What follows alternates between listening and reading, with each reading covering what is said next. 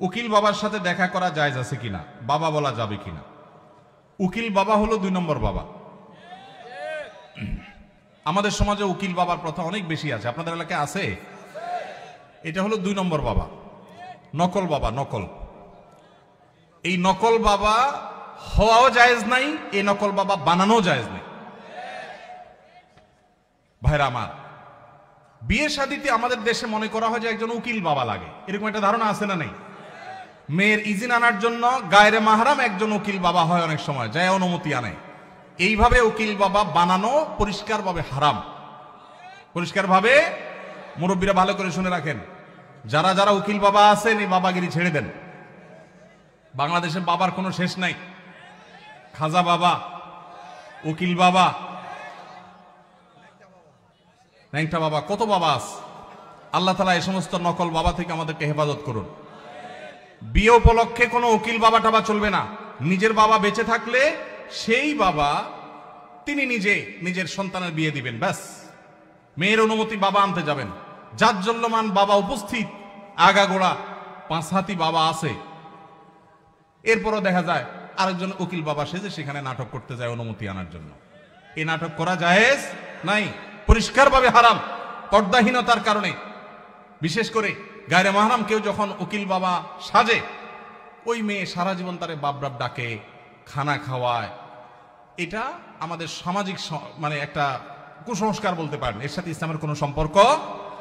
যুবকরা বিয়েতে কোনো উকিল বাবা যেন না থাকে। মুরব্বীরা যারা যারা যার যার বিয়ের উকিল বাবা আছেন, আল্লাহর হস্তে বাবাগিরি ছেড়ে তওবা করে আল্লাহর কাছে চলে আসেন, চেষ্টা করবেন তো ইনশাআল্লাহ। এই উকিল বাবার নাম দিয়া পর্দাহীনতা 2 নম্বরই হাজারটা জিনিস হয়। নিজের বাবারই খবর নাই, কিসের আবার উকিল বাবা? হ্যাঁ, উকিল বাবার লগে বললো ভাগছে কোন মেয়ে? আল্লাহ মাফ করুক আমাদেরকে। ওই যে বেশরিয়তি কাজ করলে তো একটা না একটা অঘটন ঘটবেই, এই জন্য এই সমস্ত অন্যায় কাজ করা যাবে না। আমাদের পরিবারে অনেকে অনেক সময় বড় রোগে আক্রান্ত হন, যেমন cancer, brain tumour, liver cirrhosis ইত্যাদি। এই ধরনের রোগের চিকিৎসার ক্ষেত্রে অনেকে তার পুরো সম্পদ বিক্রি করে ফেলে, নিঃস্ব হয়ে যায়। শরীর দৃষ্টিকোণ থেকে কতটুকু সম্পদ ব্যয় করা উচিত এবং ইসলামের নির্দেশনা কি? যদি আল্লাহ না করুন কেউ দুরারোগ্য ব্যাধিতে আক্রান্ত হন, তার চিকিৎসায় লক্ষ লক্ষ টাকার দরকার হয়, তার জমি জমা বিক্রি করা লাগে। প্রশ্নকর্তা ভাইয়ের জানার বিষয় হলো তার টোটাল অ্যাসেট থেকে কত পার্সেন্ট তার নিজের ট্রিটমেন্টে খরচ করা যাবে? এর উত্তর হলো এর কোনো পার্সেন্টেজ শরীয়ত ঠিক করে দেয় নাই।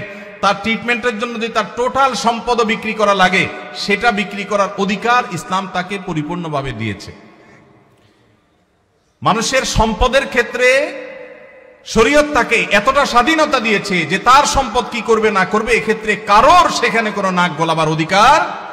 সন্তানদের এটা বলার অধিকার নাই যে বাবা তুমি নিজে চিকিৎসা সব খরচ করবো, আমরা কি করব, এটা বলার অধিকার নাই। অনেক কুলাঙ্গার সন্তান আছে, বাবার এরকম সিরিয়াস পর্যায়ে হয়ে গেলে জমি বিক্রি করতে দেয় না, বরং বাধা দেয়।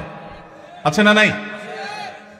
মনে রাখবেন, বাপদাদার সম্পদ দিয়ে মানুষ ধনী হয় না, হলেও সেটা সাস্টেইন করে না, টেকসই হয় না। মানুষ নিজস্ব চেষ্টায় আল্লাহর অনুগ্রহে ধনী হয়। বহু বড় লোকের ছেলেরা একসময় রাস্তায় মানুষের কাছে হাত পাততে হয়। এই জন্য বাবার সম্পদ, মায়ের সম্পদ, সেগুলোর জন্য কামড়াকামড়ি করা, তাদের হক নষ্ট করা, এগুলো আমাদের মূর্খতা।